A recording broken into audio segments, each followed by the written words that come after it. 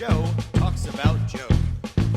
And now, your host, Joe Slepsky. Hello, and welcome back to another thrilling episode of Joe on Joe Illustrated. That's right, guys. It's been a while since I've sat down and done one of these with you, but Joe on Joe Illustrated, if you guys recall, is where I walk through an issue of G.I. Joe page by page, cover to cover, and we look at all the decisions that seemingly went into making it. Now, traditionally, I've been going through the Real American Hero, the original Larry Hama stuff, which is the Flash best. We all know this.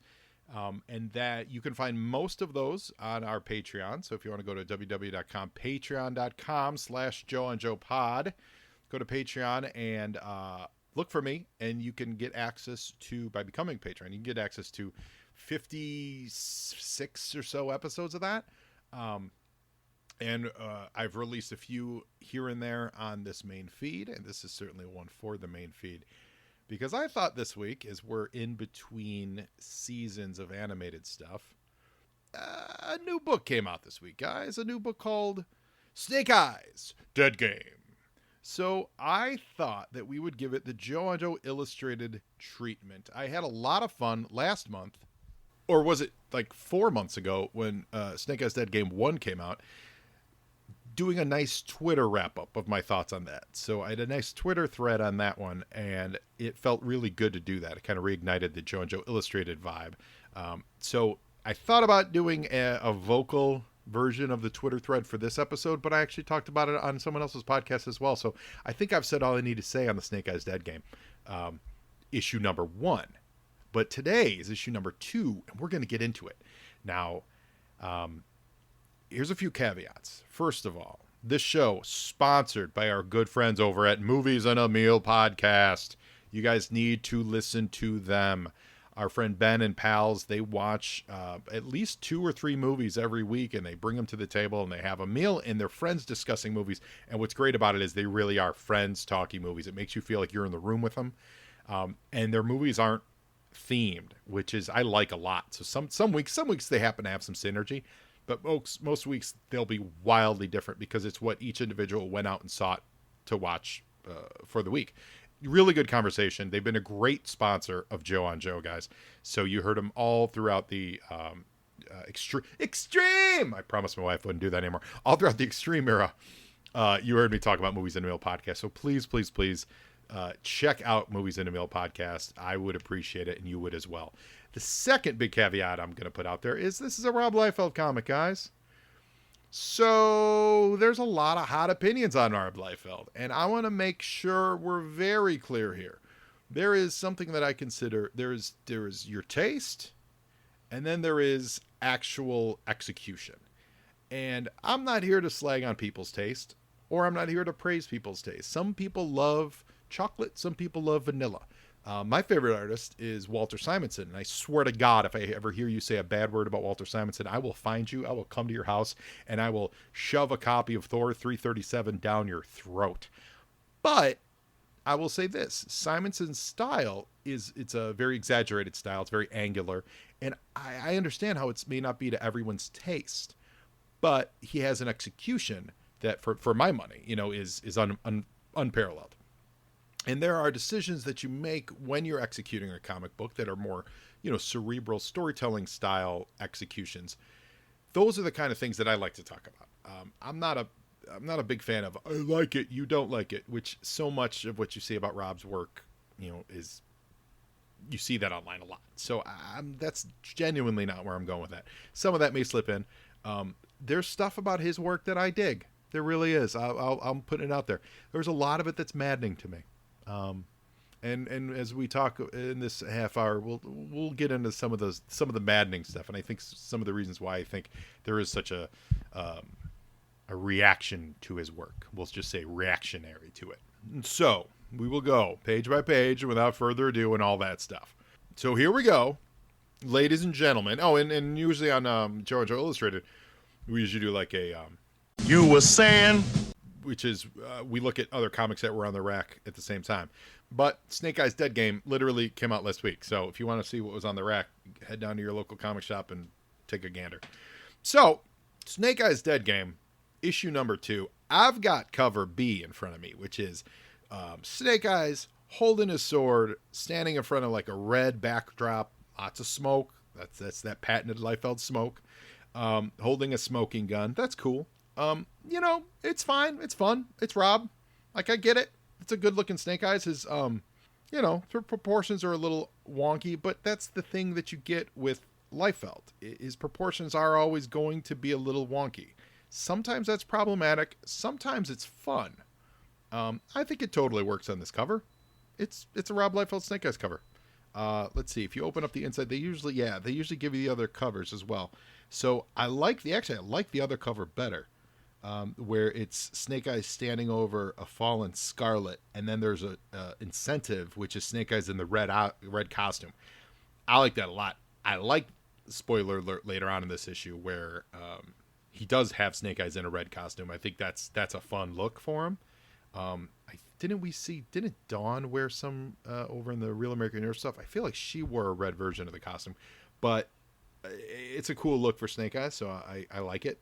You know, after 40 years of seeing him just in the black, I think that kind of color variation actually works. If you put him in another color, I don't like it, but I think the red really, really works. I generally actually do like the other cover better, but they're both fine. They both do the job. It's funny. I'm just looking at the small, thumbnail size reprints on the inside. Because they wanted to include the Arisha Kage logo, it looks like they might have put it on opposing shoulders. I don't know which shoulder he normally has it on. I feel like it is supposed to be on his right shoulder, but that is one of the things we're going to talk about in this book, guys, where there's not a really strong adherence to the editorial aspects of making a comic book.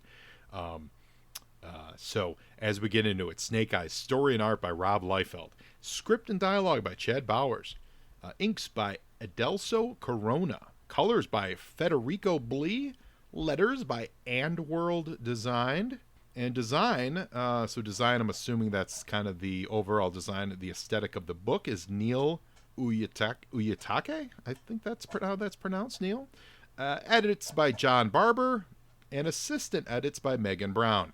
John and Megan, we're going to have a chat later on. There's a lot of that in this book. So, if you remember from last issue, and I hope you guys remember, because this book does not seem to remember, but last issue there was an infiltration mission where Snake Eyes was seemingly busting solo into a compound to do something. We never were really very clear on what he was doing.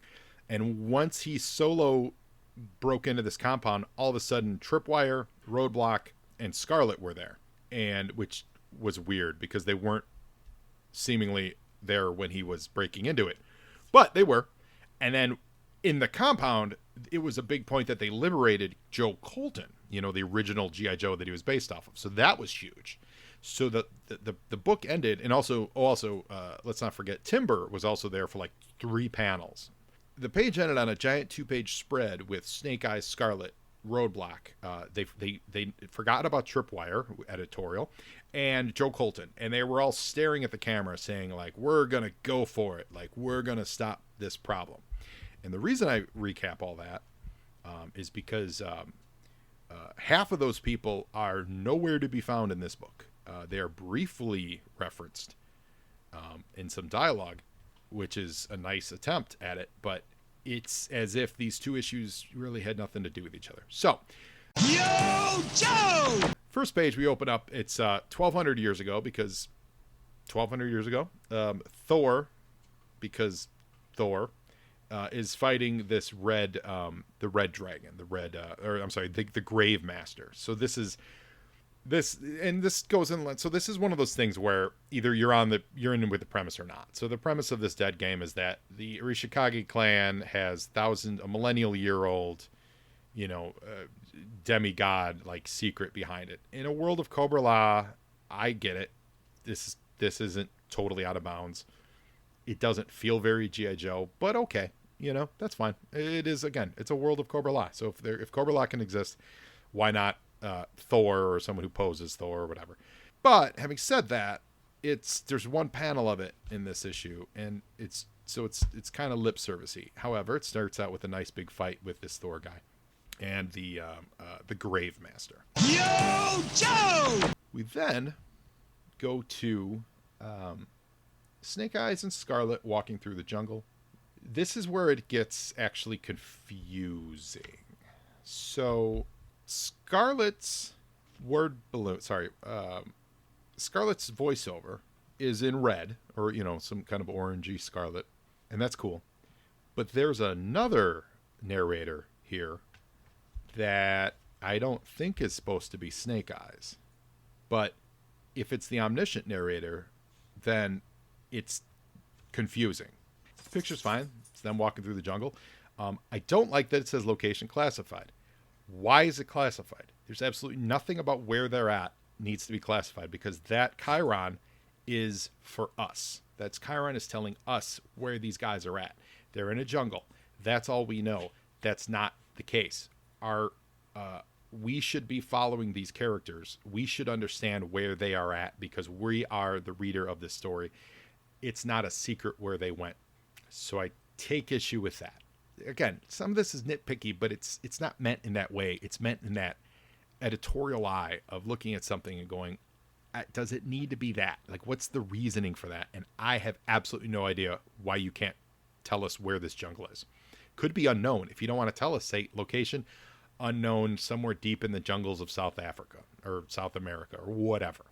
Yo, Joe! We get more Scarlet voiceover, or inner dialogue, really. It's not really voiceover, it's inner dialogue. And I appreciate it. I like it. I like the I hate silence stuff. I like that she's talking about her family history and stuff. That's great. This is the first page where, as an editor, you need to send these pages back to Rob, guys. On the first page, Snake Eyes clearly has two swords. He has one in his hand, he has one on his back. On this page, Snake Eyes has no swords on his back. You're not doing your job if you don't send this back to him, or send it to someone else in production and say, I need you to draw in a sword on his back. Again, have Rob do it. That's the preferred way. I get it. Artists don't like their stuff to be messed with. But editorially, this just sets up confusion for the reader, and it starts with small details like this. Snake Eyes has no sword on his back. This is also a lot of narrative heavy lifting. This is the one reference we have with Roadblock and Joe Colton, saying that they're going to be rendezvousing with them in an hour. Okay, this is kind of recapping the last issue. Okay, great. And now we get someone's giant fist that's interrupting their little walk through the jungle. Yo, Joe! 2-page spread on a big guy that looks more at home, I would say, in an X-Men book than in a G.I. Joe comic book. But, okay, character designs are character designs. It's a big dude, takes up 2 pages. Okay. It feels like a page eater, but that's fine. Liefeld plays with perspective and size differential quite a bit. Whether it's on purpose or not is the thing that I've never been able to understand. I gotta believe he knows it's happening and that it's a part of his preferred aesthetic. For me, as a reader of comics, it is distracting because it doesn't ground me into a reality of the picture when people change shape and sizes so frequently as they do in books like this. Last issue we had a big problem where I think his name is Kirgun, the big bad guy that was all wrapped in mummy things. He was massively oversized to Snake Eyes, but I think that that's what they were going for. This guy is also massively oversized to Snake Eyes. And so if every bad guy they're going to face, and we're going to get to this, touch on this a little later, is massively physically like a literal giant, like the giants that Duke fought in that first series. And maybe, to be honest, maybe that's the reference they're going for. Remember when Duke fought that guy in that, I think it was the very first miniseries when he was a captive of Cobra, and he fought a giant. Maybe that's what we're referencing here. And if so, that's amazing. I doubt that's the case, but maybe. Yo, Joe! Guy's not big on speaking and over-explaining what he's here for. I get it. That's great. I like these close-ups of Scarlet, Snake Eyes. This is a fun page. I like this. It sets the stage for what's going to happen. Yeah, it's a fine page. Yo, Joe! Now here we go. This is where the size differential is really throwing me off. Snake Eyes is not supposed to be a small dude. You know, he's over 6 foot. He's not like a Wolverine type. So this guy is literally must be 10 feet tall, 10, 12, 11, something like that. I mean, that's okay. I mean, it's okay, but it's why? Why does this guy need to be this big? Because later the woman, who's also apparently from this group of bad dudes, is not remotely that big. There's a way to draw a physically big guy and still make him in proportion to your main characters, and we're not achieving that in either of these comics. Also, there's more continuity here of Snake Eyes not having his, like, he doesn't have his swords. Swords are missing. They've just gone and disappeared. His holster is missing. He had a holster with a gun in on the side. It comes into play later. He has, on that first page, they're working through the jungle. He clearly has a holster on his left leg. And here, there clearly is no holster on his left leg. Colors are good. I like this, like, pseudo watercolor background palette. Speaking of backgrounds, majority of this is in the jungle. The majority of last issue, was it the snow? I know the temple was all out. It was all exterior stuff. That's fine. It's a way to do backgrounds without a lot of detail. You see that if you look real close at this stuff in subsequent pages, a lot of the backgrounds are really done by the colorist, which is good, and I'm glad that they're doing that, and it gives a lot of depth. It's the kind of depth that wasn't really available 20 years ago, but you can do it now with with computer shading and coloring and stuff. So they do a good job of covering up the fact that there's a lot of non-backgrounds in these panels. Yo, Joe! Next page, it's Snake Eyes fighting the this giant. I don't know who this narrator is, because now we're talking about he faced Kirigan and survived. So their narrator obviously is not Snake Eyes. So we don't know who it is. So now he produces his sword from nowhere. Like earlier he had them, and then they disappeared, and now they're back. So he has one sword in his hand, and he's about to take a swipe. I'll say this. First panel, he's absolutely holding that sword. Second panel, he is not holding that sword. He is holding that sword like no one who has ever held a sword or a baseball bat has ever held a thing. His hands are mushing into each other. They're not over and under. You would not hold a sword with like an interlocking grip. I don't know what's happening with that, but it's bad placement. And again, something as an editor I would send back and ask to be fixed, and doesn't happen. And I don't know why that doesn't happen. That is absolutely a thing he can draw. Rob absolutely can draw this. There's no reason he can't draw a properly held sword. And yet, this is what we get. Yo, Joe! And now there's two swords. So, what's happening? There's no way these pages were drawn in sequence. They were absolutely drawn at different times. Earlier, we did set up that he had two swords somewhere. They then disappeared for 4 or 5 pages. And then there was one sword, and now there are two swords. I just don't get it. And this is the execution part that I'm talking about. It's not style, it's execution. I like this drawing of Snake Eyes, guys. I'm here for it. It's a lot of fun. And on its own, it's a fun drawing of Snake Eyes. I really like that they're throwing that brown those aren't belts or whatever they are, whatever we're calling those, the belts on his uniform. These seem to serve less of a use than they normally do on his outfit, but I like the brown in them. That's even a cool look. I like this picture of Snake Eyes, but in the context of this story, where did those swords come?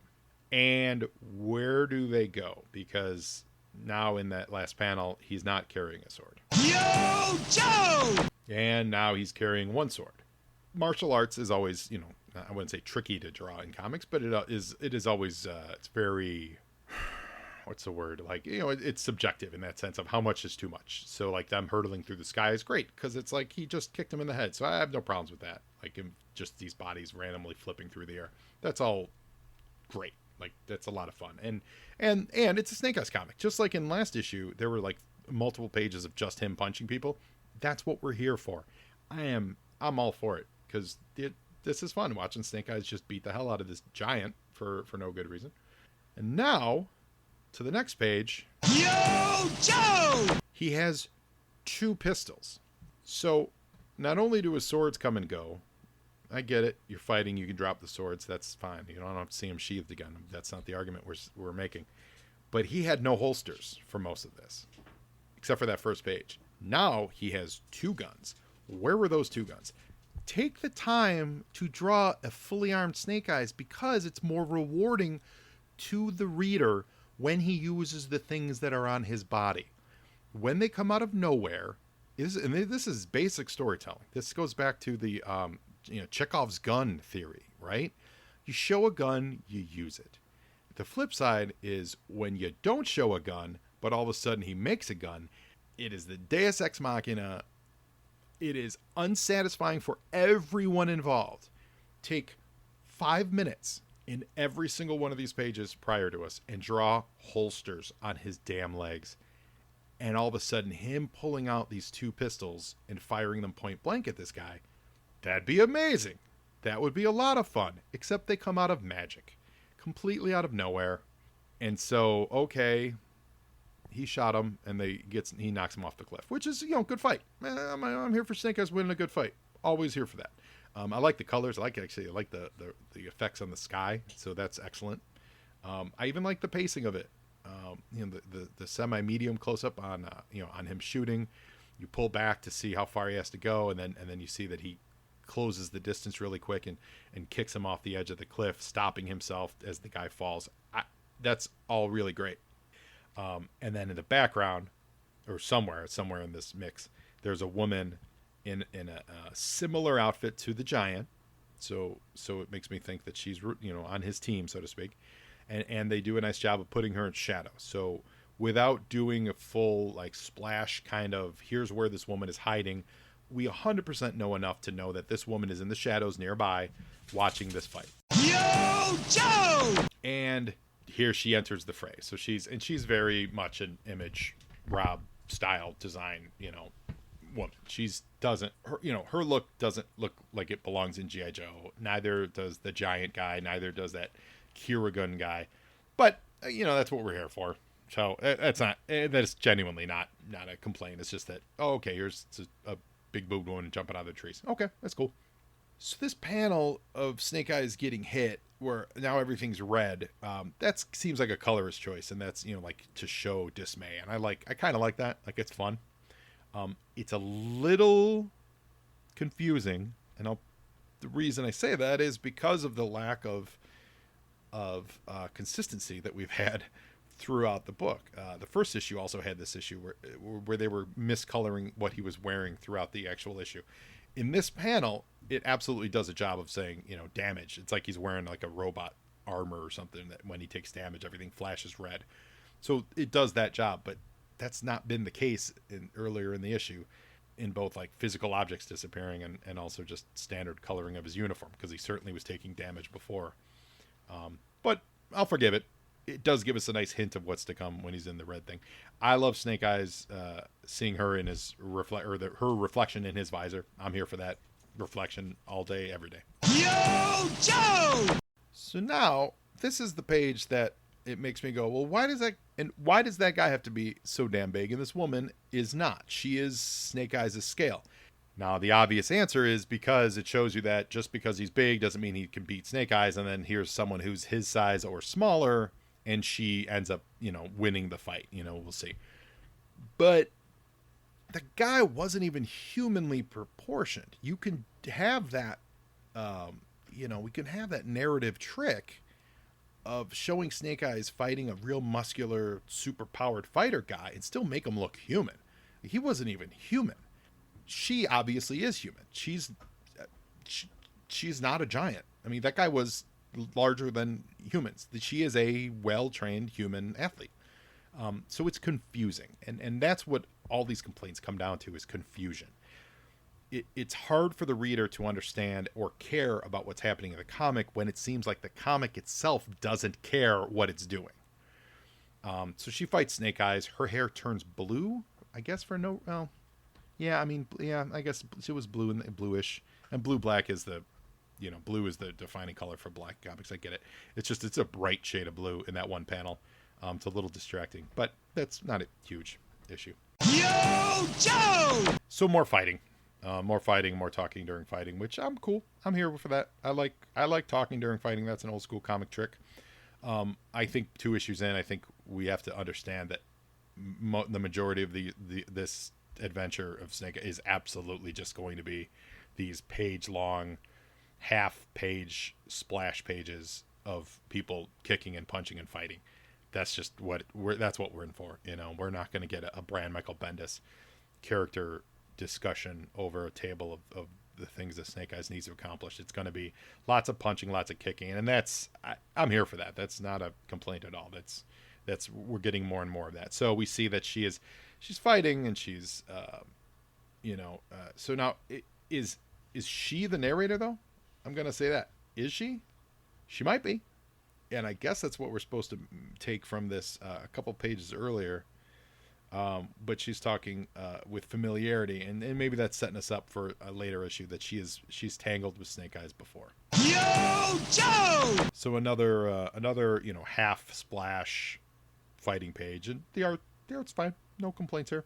Yo, Joe! This is where I'm actually confused. This next page. So Snake Eyes has had his outfit torn up, and for some reason Snake Eyes, I'm not even playing here, looks African American. He looks like, unless this is some Snake Eyes that we don't know. This is not Snake Eyes is he's and I know in the movie he's being played by an Asian American actor. But even then, the color that they chose to show Snake Eyes' revealed skin, he's either African American or darker skinned complexion, or he's some kind of crazy burn victim. But Snake Eyes is not a crazy burn victim. Snake Eyes had his face blasted off, and the rest of his body, I'm sure, has plenty of scars. But this makes him look like it's Stalker underneath the outfit, and that is confusing and editorially needed to be fixed. This is kind of weird. I don't like it because it's confusing, not because I don't like it. It's mainly because that's not you're raising more questions by not treating it properly, if that makes sense. Because I saw this and I thought, oh my God, did she burn him alive? Did I miss something? And I went back to the previous page. Like, was there fire involved here? No, there's no real fire. It's just, for some reason, he's red. His skin is red. So she bests him. She's able to somehow knock him out. I don't really get it. But there's lots of mysterious talk about this dead game. Go to the next page. Yo, Joe! And she refers to Snake Eyes as, in a world where gods no longer exist, you will have to do, little brother.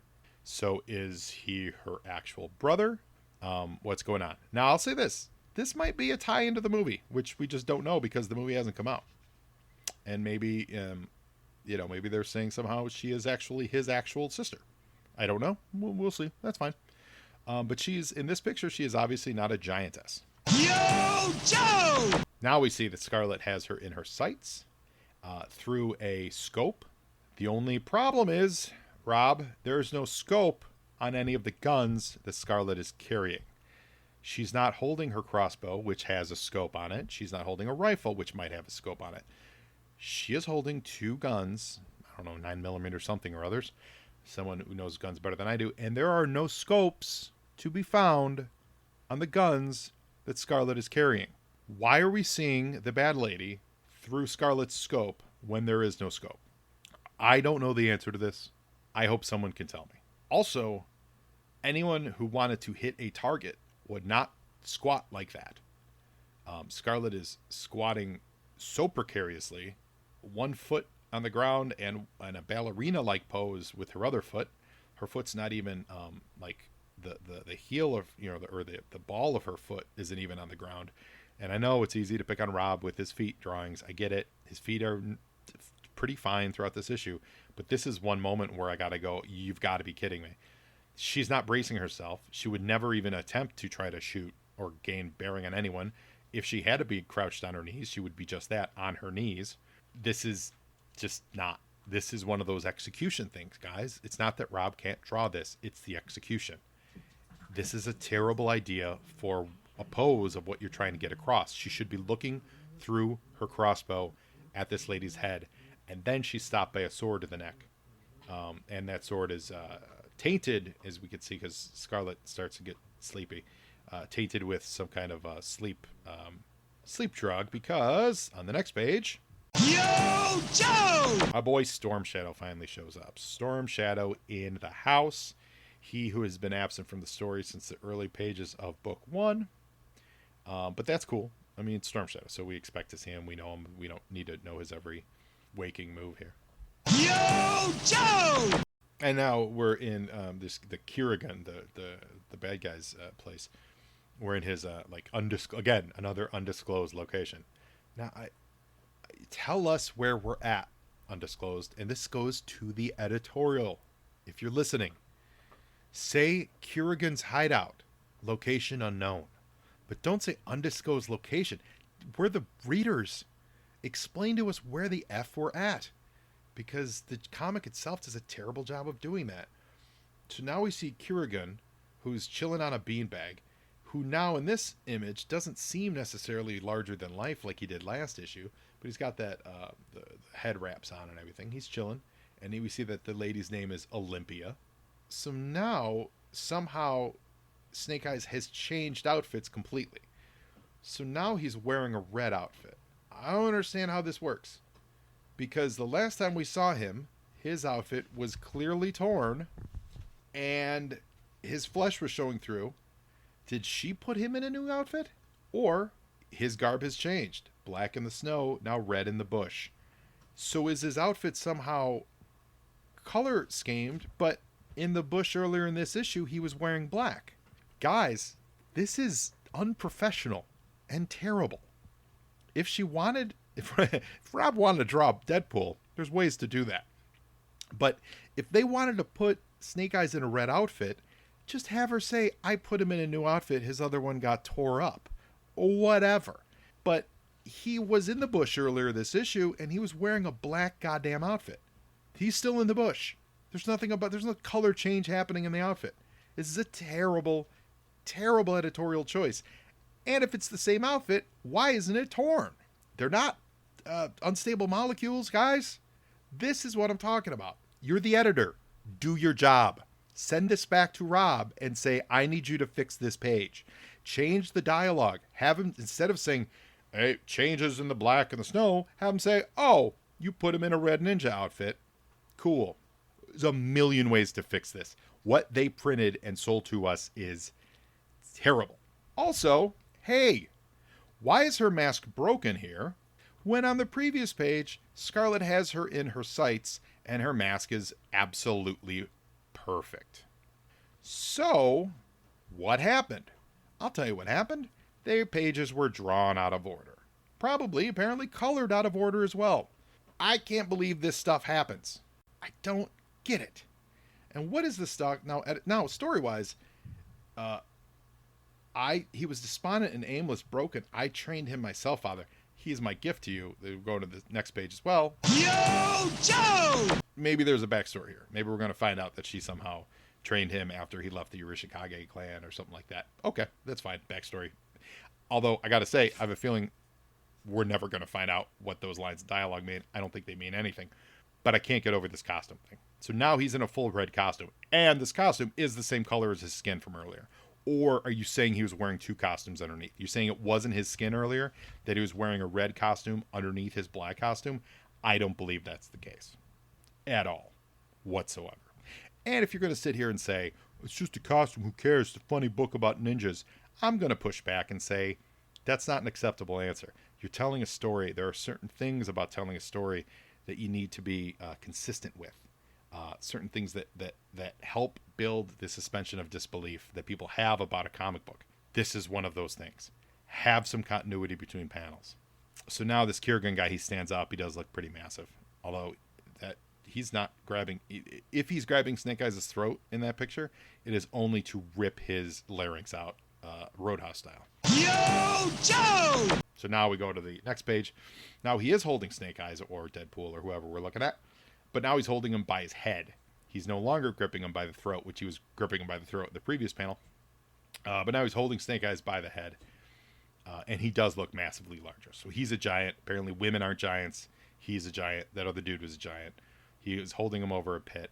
He's about to drop Snake Eyes. And we go to the final page. Yo, Joe! Into a giant cobra. So now we get some cobra action. Based on the angle of this, that cobra is coming outside. Like, I don't know what's happening there. But that's exciting. You know, story-wise, it's an exciting ending. You know, you got Snake Eyes in a red uniform. He's getting dropped over underneath a giant cobra pit. You know, I can't see how you can ask for more than that. So, and you go to the next month, you see next month cover. Looks like Snake Eyes once again in just a Snake Eyes pose, which, you know, looks good. Again, guys, not a complaint about his style. It's the execution on all this stuff, guys. It is the execution on all this stuff. I don't know who Kirigan is. We're 2 issues into it. I don't know what his agenda is. I don't care. I want to know what happened to Colton and Roadblock and the team that at the end of the first issue we're going to help Snake Eyes together. Just all this stuff is just it's bad. It's bad storytelling on that face. The style, Rob's arts, it's Rob Liefeld. You get what you get. You know, the pinups are fun. The action is, you know, while not anatomically great, you know, it's got a lot of movement to it. But how about some continuity to it? How about some editorial hands to step in and ask him to redraw something every once in a while? And if his answer is no, then you push back and say, well, we own the property and we own the comic book. Please do it. Because it makes a better comic book when you see that he's carrying these pistols on his hips the whole show, and then he whips them out and finally blasts the guy in the face with them. It's a better comic book that way because it builds anticipation. And don't tell me that Liefeld doesn't know that. He absolutely knows that. And the editors know that. Have him draw it. He's got all these, I mean, of anyone who has pouches. Snake Eyes has always had pouches and always had hooks and stuff. Use them. Draw grenades. Draw knives. Don't have them appear out of nowhere. It's more exciting when we see the tools that he has and we see them use him instead of magically pulling out pistols. And Scarlet, get a scope. These are the things that bother people about books like this. So I can't say I'm enjoying Snake Eyes Deadgame. I love G.I. Joe. I love Snake Eyes. I love ninja action. And hopefully the series redeems itself. But so far, and this has been delayed for 2 months, which, guys, timing matters. You know, being on time with a comic book matters because people expect it monthly. So yeah, those are my thoughts, listeners. Egotistical peacock. I hope you enjoyed it as much as I do. I hope I was fair. I try to be fair with it. I try to make the critiques, again, I'll reiterate this for the 5th time. The critiques, I try to make them about execution, about thoughts, not about, I don't like the way that bicep is drawn. Whatever. That's an aesthetic choice. That's a style choice. I'm not here to critique that. I'm here to critique the choice of not including information in certain panels that you do in other panels that make more sense and pay off better for a better overall reading experience when they are paid off like that. That's what I'm here for. So, listeners, until next time, now you Joe, and Joeing is half the battle.